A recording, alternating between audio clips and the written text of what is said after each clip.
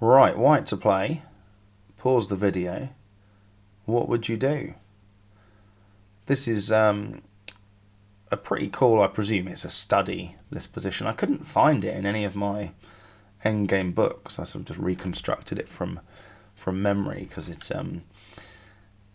the position I immediately think of when I'm thinking about first rank defence, which is quite a simple concept, but illustrated very beautifully in this study.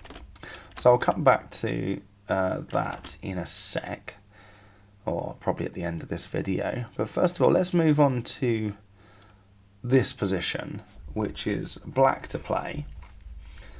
Pause the video and decide what you'll do. If you understand first rank defence, then this move's very, very easy. This is actually a game from 1962, but I'm not really sure why this position had to be in the it's in the Book of Jesus workbook, and the solutions just sort of says black plays rook f8 and everything's fine. So it's like you didn't really need a game from 1962 to demonstrate that. And just to show you sort of how easy it is, I'm going to play it against Stockfish. I've got it all set up here. So yeah, if you're defending against a knight's pawn or a rook's pawn and your king is in front of it blocking it in rook and pawn versus rook, first rank defense works. And let's just see what Stockfish does. We can just move our rook anywhere we like on the first rank. Being careful not to put it on pre, of course. Anyone got a favourite letter of the alphabet here? It's like A for apple, B for banana. Where are we going next? Can't go C for cake. We'll have to go D for duck. See if I can think of words. Oh, to accompany all my moves. Because defending this is about as simple as trying to think of a word beginning in A. Aardvark. How about that? That's two A's. Here we go. And white can mess around with checks over here, which would work, by the way. The messing around with checks over there, if it was a bishop's pawn, that is exactly how you would break up a first rank defence. I should have played king g8 there. If you've got a chance to put your king in front of the pawn, do so. It wasn't necessary, but you may as well. Aeroplane, running out of A's. Bus, moved on to transport now. How about that? See if I can keep it transport orientated. Going to struggle on E. Would you accept elevator?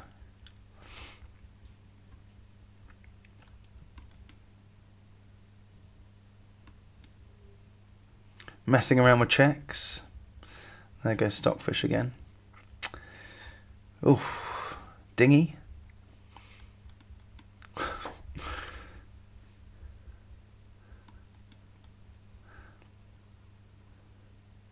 There's chess players up and down the land, and of the four people who end up watching this video are shouting modes of transport beginning in D that are more obvious to think of than dinghy.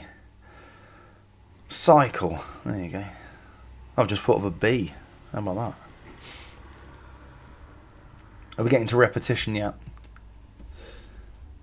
Eventually, white's got to get bored and push the G pawn.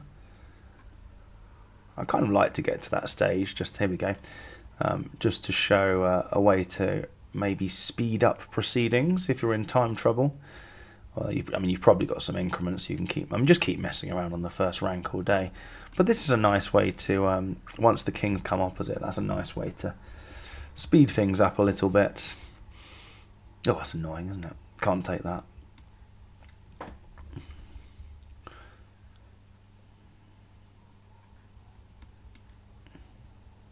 Check. I could have just stayed on the first rank, but here we go. We're going to get some repetition soon. I'm going to take the pawn now, right? Are we going to see another 50 moves from Stockfish? playing this one out. Okay, so I think we can all agree that this is now a draw. It was just so easy, wasn't it? If I could just go through that again.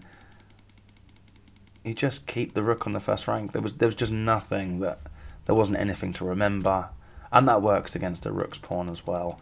You don't have to do that flashy finishing it off with the stalemate trick. But I guess if you're in time trouble without increments, then just to speed up proceedings. Although I've actually got to move. I say move 32. It's only 3 moves since the G7 pawn push, so I would have to get another 47 moves in from there. Right, let's just resign that. That's very generous of me, isn't it?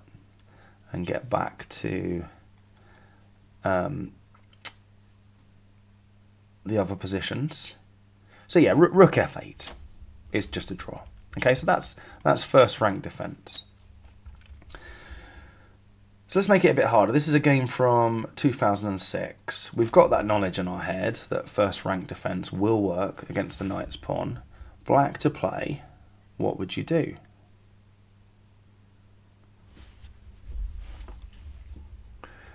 And if you play king f8 here, you've lost. Okay. King f6. Mate is being threatened. We would take the f pawn. Rook takes g6, king takes g6, sorry. And we can't play king g8 now, because that would, you see rook c8 check, rook f8, swapping the rooks, king h7. It's a trivially lost pawn ending. And in a minute, white's going to play rook c8 and force this king out onto the long side, and we're going to get the Lucena position. In fact, this is basically a mirror image of the position I illustrated the Lucena setup with. So you can't play king f8. You should instead play king g8. Leave the f8 square completely free for the rook to get the first rank defense. So now if the white king comes in, and I can't really see any other way for white to make progress, if they mess around with their rook, you just move it back and forth all day here. If they keep their rook on the 7th rank, you can just play waiting moves with your rook. So to make progress, white has to play something like king f6, takes, king takes g6, rook f8. This is what actually happened in the game. And they also messed around a little bit, just like Stockfish. Oh, Stockfish didn't try that one, did he? Clever. And we saw a check. Didn't have to do that check either. Could have just gone back, carried on the 8th rank, or black's first rank. So it's a pretty easy defense once it's set up, but you need to see it in advance and play king g8 there. Right, next, this is a game from 1993. It's white to play. What should white do here? So in the game, white went wrong, not on this move, but they went wrong on the next move. Yes, it's a first rank defense, but our rook is a long way away from f1, or 2 moves away from f1, and in the meantime, black might have checkmating threats. Those checkmating threats, if they lead to a swapping of rooks, we've got that trivially lost pawn ending. So for example, if king g1 is played here, black just immediately plays king g3, and we're dead. We either play king f1, and our king's coming out on the long side. That's going to lead to the Lucena position. That is almost exactly the same as the very position I used in the Lucena video.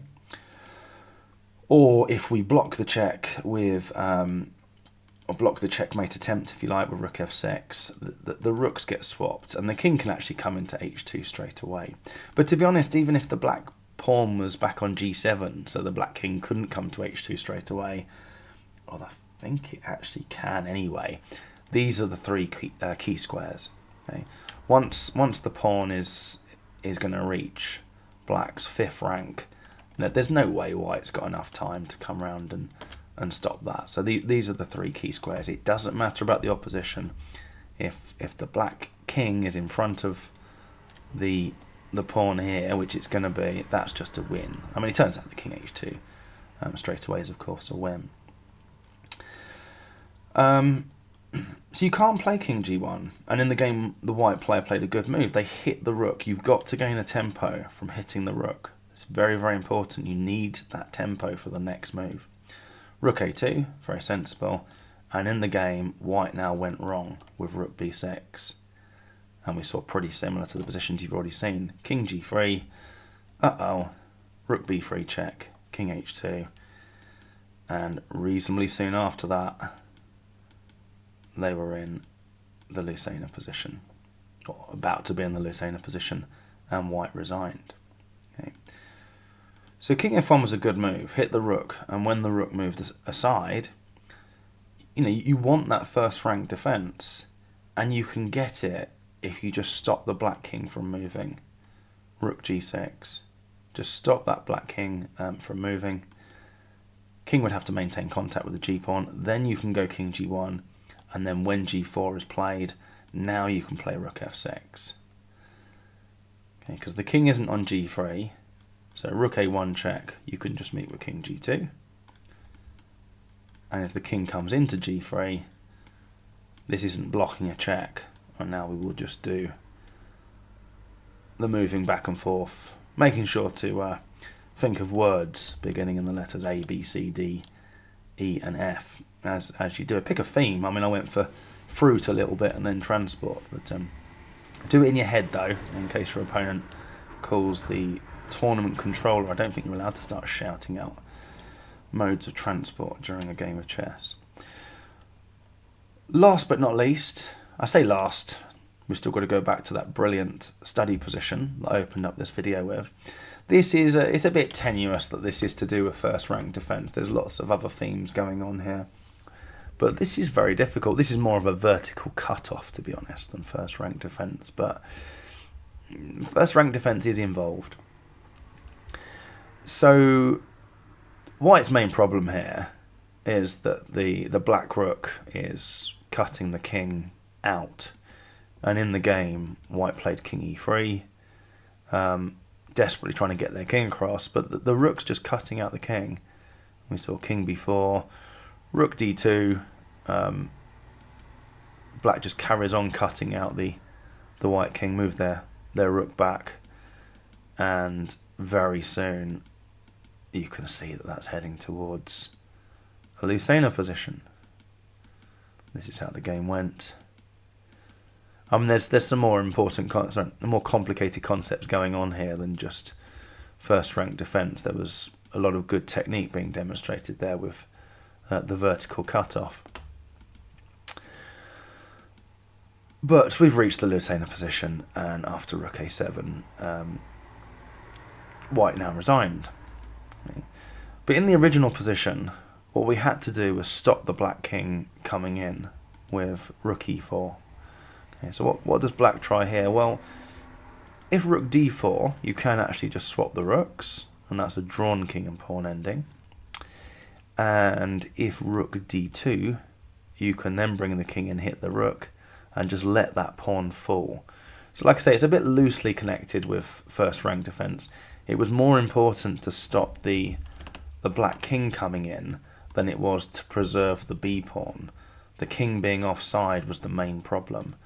But by letting the b pawn fall and just attacking that rook, we're in with the king. So we might see rook h2, king c3, b4 check, king b3, and we now know that's very easy to draw. You can actually draw that as white with the Philidor technique, the Philidor position. But even if you don't do that, there's no harm with this king dropping back to b1. You could even do it voluntarily, just to sort of say, look, I know how to do this first rank defence, and it's there. You could say, well, that's a bit tenuous, isn't it? That's first rank defence. That's a lot more complicated. And yes, true. That is a lot more complicated. We've got this vertical cutoff, and very well executed, actually, by the way, by black. Very, very good technique to, because the white king's offside, but black's still got to find a way to win that b pawn. And black does it by swinging the rook round this way. And there's all sorts of moves going on here. As soon as the king makes contact with the rook, you've got to be a bit careful with checks. You've got to be so careful with deflecting checks. I mean, for example, in that position, rook takes b4 would draw the game straight away. So you just got to be so careful. So black was so careful and executed it Very well.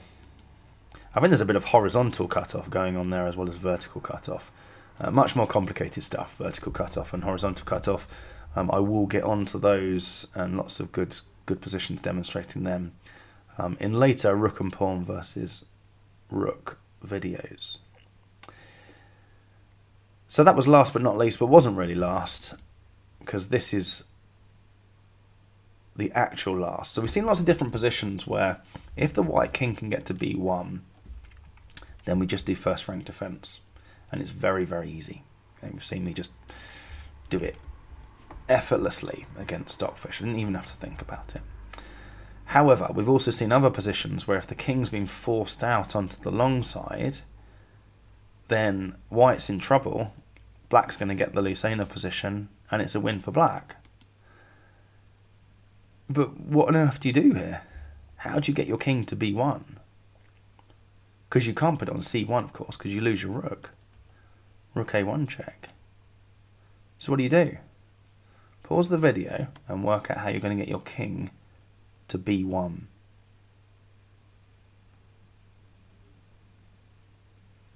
Bit of a mean throwing you off the scent there a little bit. But a lesson in chess. If I do that and that, I'll lose my queen. Oh well, and then you stop looking at it. But always look a little bit more. Always look one move further. Such a good habit to get into. Okay. It's a habit I've been quite good at getting into, to be honest. If I do that and that and that, I lose my queen. But what happens after that? Nothing. You've lost your queen. Most of the time. But one time out of 200, it's like, yeah, I've lost my queen, but then it's checkmate or whatever. And I actually had a game two seasons ago where, like, yeah, I've lost my queen, but I would have won a rook and a bishop and a knight for it or something, and then have a very strong position. I didn't even look at it because I stopped analysing when I'd lost the queen. Always look one move further. It's a great habit to get into. And most of the time, it's just like, I'll play king c1, rook a1 check, and I've just lost my rook.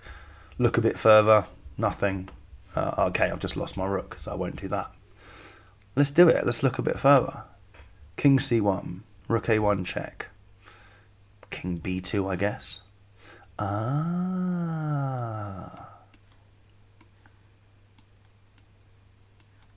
Black can't take the rook.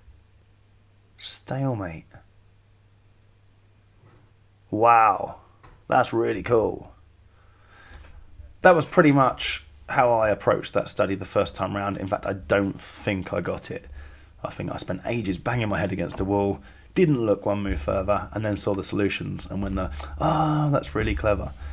I don't know. We've got first rank defense, haven't we? Anyway, that's first rank defense. Very easy. Hope you enjoyed that study there. Like I said, I can't remember where I saw it, but I did see it, and I've obviously committed it to memory as something I really enjoyed, because I just reconstructed it from memory from ages ago. It's not like replaying a game I played yesterday. It was ages ago I saw this. King c1, double exclamation mark, draw.